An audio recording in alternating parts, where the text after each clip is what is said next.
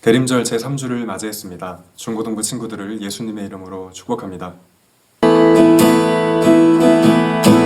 주님 당신의 사랑의 빛 어둠 가운데 비추소서 세상의 빛 예수 우리를 비추사 당신의 진리로 우리를 자유케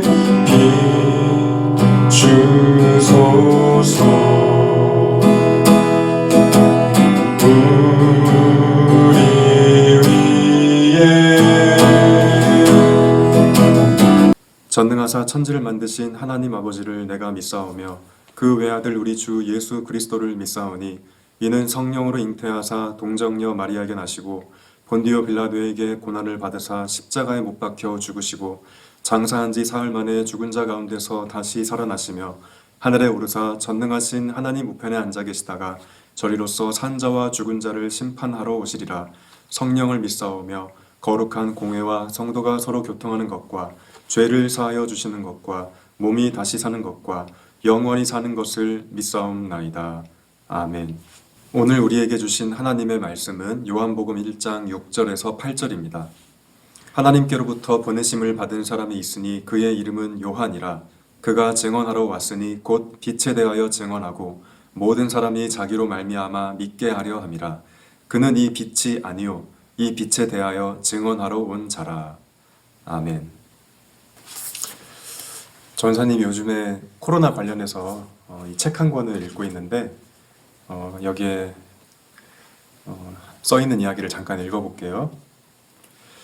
침대에 누워있으면 앉으라고 하고 앉아있으면 스마트폰 보지 말라고 하고 스마트폰 보지 않고 있으면 멍 때리면서 뭐 하냐고 하고 책을 꺼내서 보면 잠시 뒤에 와서 보고는 아까 보던 페이지를 지금 30분째 보고 있는 거 아니냐고 해서 제발 관심 좀 끊으라고 하면 부모가 어떻게 관심을 끊냐고 소리치고 결국 빡쳐서 소리 지르고 산책이라도 하러 나가려고 하면 이런 잔소리를 부모가 아니면 누가 하냐고 하면서 이렇게 살아서 어떻게 할 거냐고 어디 나가냐고 하는 생활의 반복이 정말 고역이에요. 정말 이러다 코로나가 사람 죽일 것 같아요. 학교가 이렇게 고마운 조직인 줄 몰랐네요. 사람을 살리는 곳이 학교예요. 청소년 상담을 많이 하시는 김현수라는 의사 선생님이 쓰신 코로나로 아이들이 잃은 것들이라는 책의 한 대목을 제가 읽었어요.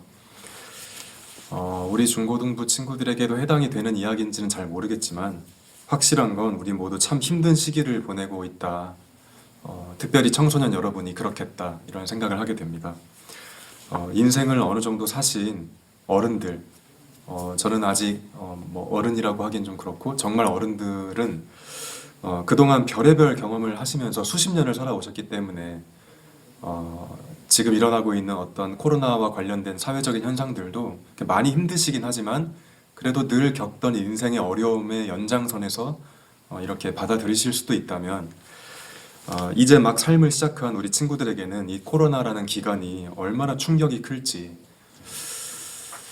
항상 안타깝게 생각을 합니다. 물론 다 나름대로 어려운 마음으로 삶을 살아왔을 수도 있지만 이 코로나라는 인생 최대의 위기를 여러분이 맞이한 거죠. 우리는 오늘 대림절 제3주를 맞이해서 요한복음이라는 성경 말씀을 읽었습니다. 약 2000년 전에 예수님이 활동을 시작하시기 전에 요한이라는 유명한 사람이 있었는데요. 흔히 세례 요한이라고 알려진 사람이죠. 그는 빛을 증언하러 온 자라고 오늘 말씀은 알려주고 있습니다. 빛을 증언하러 왔다. 이게 무슨 말일까? 어렸을 때 읽은 동화책을 떠올려 보면 암행어사가 등장하기 전에 꼭 이런 외침이 한마디 있었죠. 암행어사 출두요 이런 말이 등장했습니다. 사람들은 그 소리를 듣고 다 놀라게 되고 긴장하게 되는 그런 장면이죠. 또 다른 예를 들어본다면 우리가 가끔 TV에서 정부에서 주최하는 행사를 가끔 볼 때가 있는데 대통령이 언제나 주인공이죠. 그 대통령이 등장하기 전에 여러 식순이 있고 특별히 군인들이 줄을 아주 각이 맞춰진 상태에서 줄을 서서 하늘을 향해 촉포를 막 쏘고 뭐 그런 장면들이 있잖아요. 그렇게 군인들이 축포를 쏘기도 하면서 긴장감을 막 고조시킨 후에 대통령이 등장하고 연설이 시작되고 그런 장면들이 항상 우리가 보게 되죠. 그런 것처럼 요한이라는 사람이 예수님의 등장을 알리는 역할을 했어요. 요한이 등장해서 이런저런 이야기를 했었는데 사람들의 마음을 준비시켰던 사람이라고 이해할 수 있어요. 예수님이 등장하시기 전에, 주인공이신 예수님이 등장하시기 전에 사람들의 마음을 준비시키고 또 이렇게 일종의 긴장감을 조성했던 그런 사람이라고 볼 수 있겠죠. 그런데 오늘 말씀에 보면 그 요한이라는 사람이 예수님에 대해서 소개하기를 예수님은 빛이다 이렇게 소개를 한 거예요. 제가 8절을 다시 읽어볼게요. 그는 이 빛이 아니요 이 빛에 대하여 증언하러 온 자라. 세례 요한이 그렇다는 얘기인데 세례 요한이 빛을 증언하러 왔다 이렇게 소개하고 있어요. 그 얘기는 예수님이 빛이신 분이라는 뜻이죠. 이게 무슨 말일까? 저도 실제로 연예인을 한 두세 번 본 적은 있는데 엄청 잘생기고 엄청 심각하게 예쁜 배우 뒤에는 후광이 비친다고 하죠. 그 주변을 다 오징어로 만들어 버리고 우리가 그런 표현을 쓰는데 예수님이 빛이라는 건 무슨 뜻일까? 정말 이렇게 예수님 뒤에 무슨 빛이 있었다는 뜻일까? 예수님이 처음 등장하셨던 유대 땅은 한마디로 어둠이 가득한 세상이었어요. 한 2000년 전에 예수님이 세상을 사셨는데 가난하고 힘없는 사람들은 당시에 미래가 굉장히 불투명했고 자신이 얼마나 소중한 사람인지 도무지 알 수가 없었어요. 삶이 너무나 어려웠기 때문이죠. 그런 세상에 하나님의 아들인 예수님이 오신 것을 두고 오늘 말씀에서 요한은 빛이 나타났다, 빛이 오신다라는 이야기를 하고 있는 거예요. 무슨 말일까요? 그렇게 어둠 속에 살아가던 사람들이 삶에서 절망하고 있던 그 순간에 예수님을 빛이라고 소개하면서 역사의 최종 승자는 어두움이 아니라 빛이라는 얘기를 하고 있는 거예요. 세상이 아무리 어두워도 어둠은 결코 빛을 이길 수 없다는 이야기를 하는 거죠. 요한은 예수님에게서 그런 희망을 보았고 또 그래서 예수님을 일러 빛이라고 말했던 거죠. 그렇게 빛이신 예수님을 만났던 맨 처음 기독교인들은 이 세상의 어둠을 몰아내는 사람들로 살기 시작했어요. 어두운 현장의 빛을 밝히기 시작한 거죠. 가난한 이들의 친구가 되어주고 소외된 이들의 손을 잡아주면서 어둠을 몰아내는 삶을 살기 시작했습니다. 때로는 로마 제국의 박해를 받아야 했을 정도로 쉬운 일은 결코 아니었지만 그것이 얼마나 행복하고 멋있는 일인지 그들은 알았죠. 사랑하는 중고등부 친구들, 저와 여러분이 살아가는 이 세상이 그렇지 않아도 만만치 않은데 코로나까지 터져서 굉장히 힘든 게 사실이죠.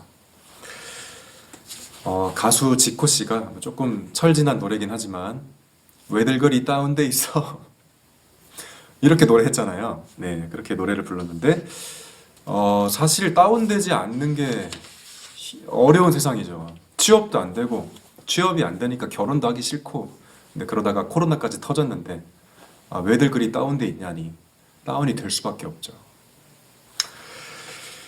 다운이 안 되는 게 이상한 세상이에요. 그야말로 어두운 세상이죠. 그러나 여러분, 우리는 빛이신 예수님을 믿는 사람들이에요.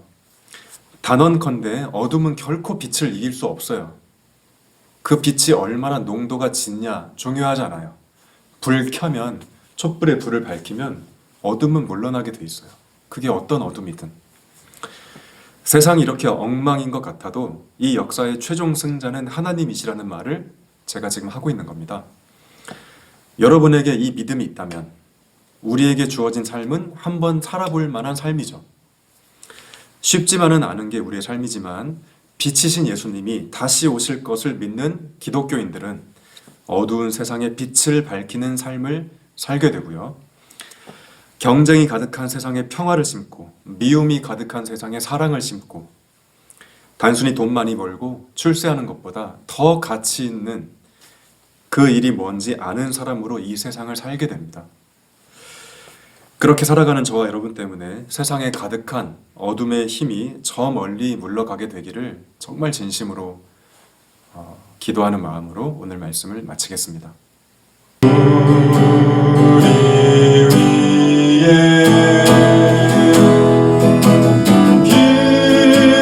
비추